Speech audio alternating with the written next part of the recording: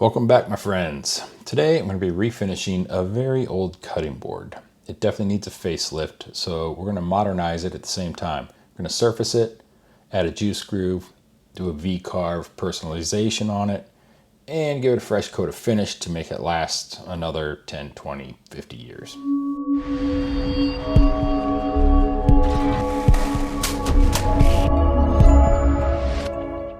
So this is a solid maple cutting board. I made it 10 or 11 years ago. No juice groove, no engraving, nothing fancy. I'm going to try and just modernize this a little bit. I was going to resurface this on the CNC, probably both sides just to do everything even. I wanted to hit it with a little sandpaper just to make sure that I could inspect the glue joints. I didn't have any surprises underneath the film, finish, stains, and everything else going on with this board. It wasn't perfectly flat. I didn't quite have the skills and or the tool set that I currently have when I built this. So I knew it was going to need a little bit of work.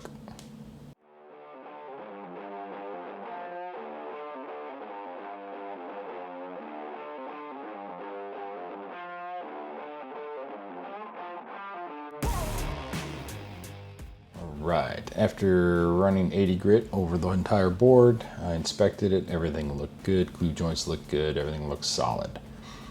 Over to the CNC, I'm using the blue tape and CA glue trick. This is going to hold it onto the surface for me. I can't put clamps on the top because I'm going to surface the entire top and bottom of the board.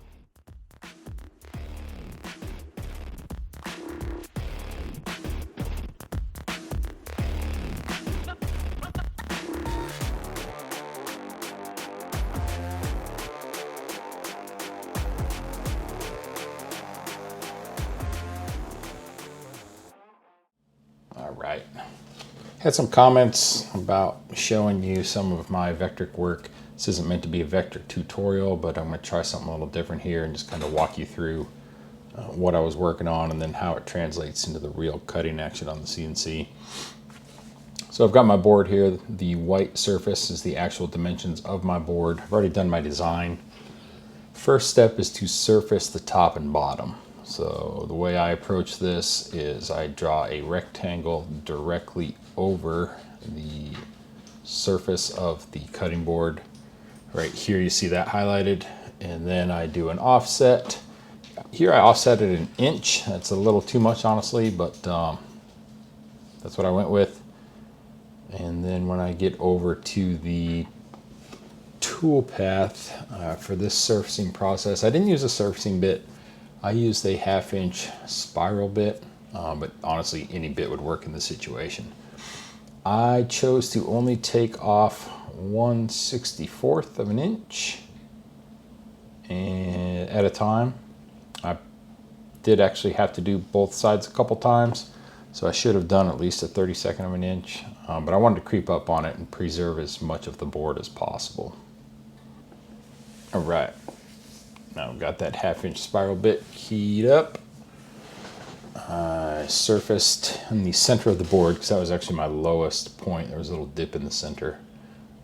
But as you'll see here in a minute, one surfacing pass at a 1/64 of an inch did not quite do the trick.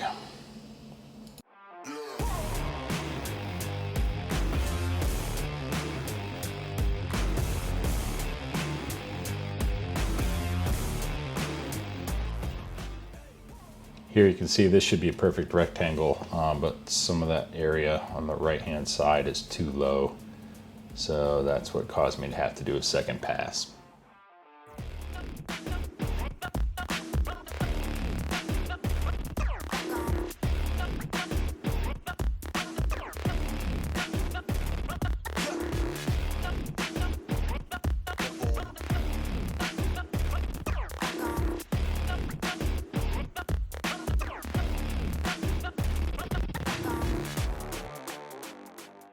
First surface the bottom of the board. This is now the top of the board, and as you can see there's a low spot, so I'm going to have to do 2 passes on this side as well. Alright, so here was a mistake that luckily didn't cause any damage. Here you can see I'm centering up the V-bit in the center of the board, but I still had my origin in my cut file set as the bottom left corner. So as soon as I hit go for the V-carve, I said an expletive and ran to hit the e-stop and then realized what had happened. And fortunately, there was nothing in the way, but you can gain a few lessons from this. Double check all your settings, make sure you save the right file, and don't keep extra crap on your CNC that the bit could hit. I just got lucky this time.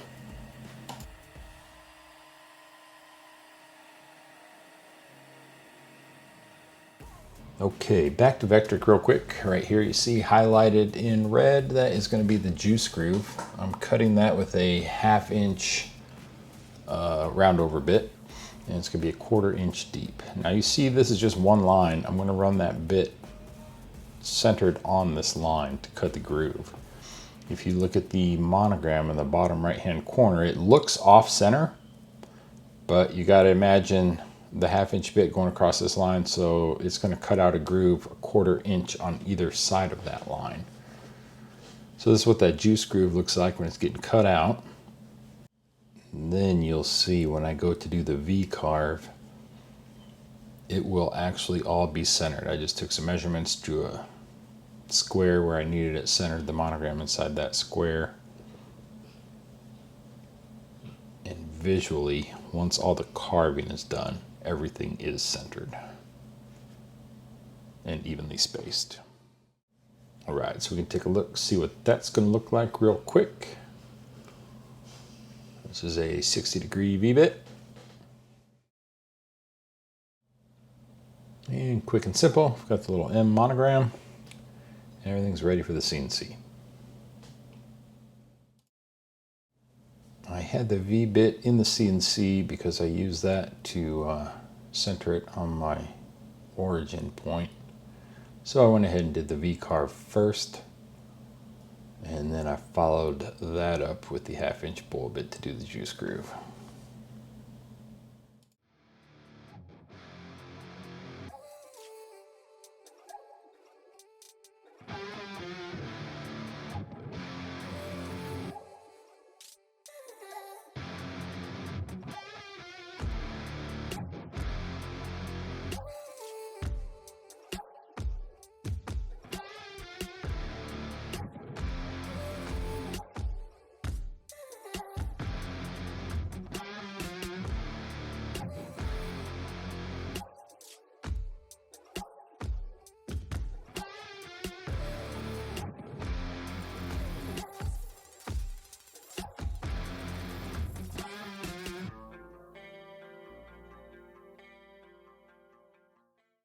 I thought this was interesting. Even after several surfacing passes, you can still see some of the knife marks in the wood.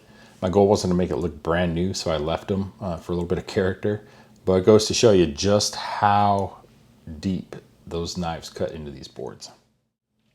And here I used to use these painter triangle pyramid stand things to hold my projects.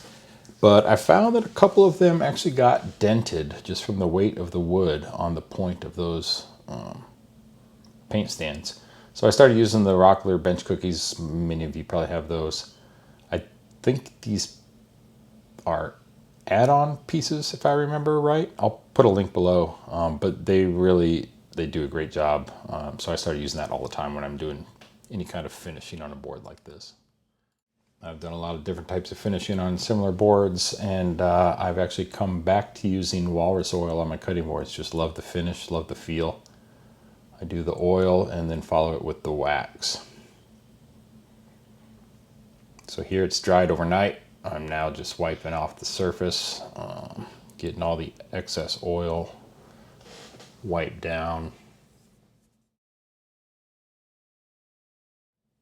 And then I applied the walrus oil wood wax. I used to do this with a rag. Now I started just using it with a glove in my hand. I like this because, I don't know if it's just me, but in my mind at least, it makes sense and it seems to work. I feel like the heat of my hands actually helps soften the wax, and it's easier to rub in and really get into the pores of the wood. And on top of that, you can just feel whether you have coverage or whether you missed an area just by the way the wax feels on the wood. So I started doing this by hand, and that's probably the way I'm going to keep doing it.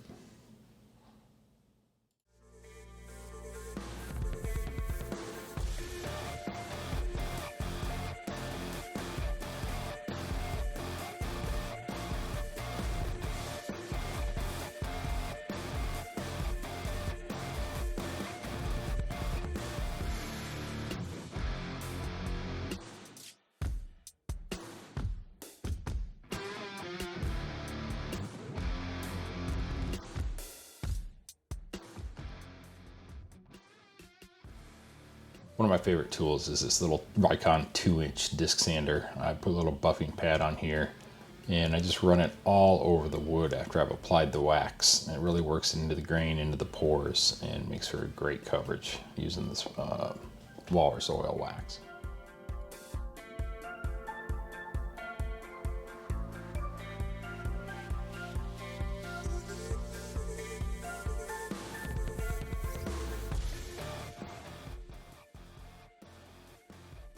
Let the wax set up for 15-20 minutes, and then I just wipe it with a new clean microfiber towel, buff off everything, get rid of the excess, and it's basically done.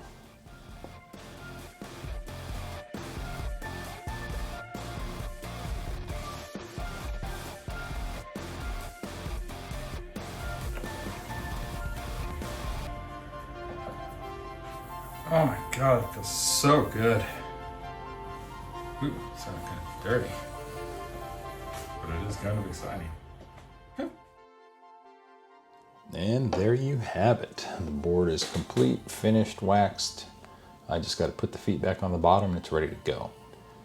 You can see that I didn't make it flawless. I like the character, I like the knife cuts in it still, but this board has gotten definite facelift from the old version, and it is now modernized. It's got a juice groove, so it's more functional. It's got personalized with the CNC, with the V-bit, and I think it's just a much more attractive and presentable project. I'm kind of curious, leave a comment below if you think there's a market or a place for this in the business world for just refinishing and refurbishing people's old cutting boards. Hope you liked it. Please like, please subscribe. See you next time.